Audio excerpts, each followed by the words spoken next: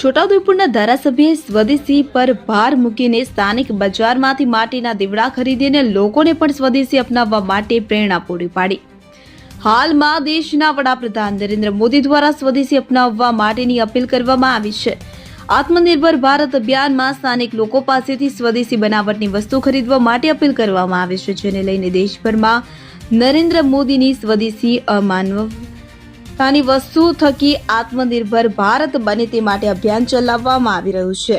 ત્યારે દિવાળીનો તહેવાર ચાલી રહ્યો છે, જેને લઈને માટીના દીવડા સ્થાનિક લોકો પાસેથી ખરીદવા માટે અપીલ કરવામાં આવી રહી છે, જેના ભાગરૂપે છોટાઉદેપુરના ધારાસભ્ય રાજેન્દ્રસિંહ રાઠવાએ માટીના દીવડા સ્થાનિકો લોકો પાસેથી ખરીદે તે માટે પોતે પાવીજીતપુરના બજારમાં નીકળીને માટીના દીવડાની ખરીદી કરીને લોકોને પ્રેરણા પૂરી પાડી હતી।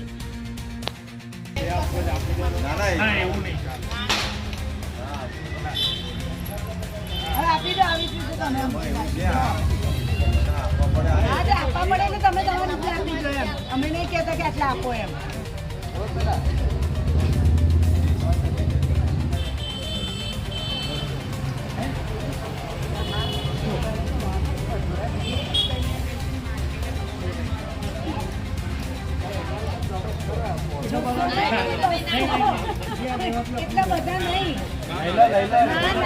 ના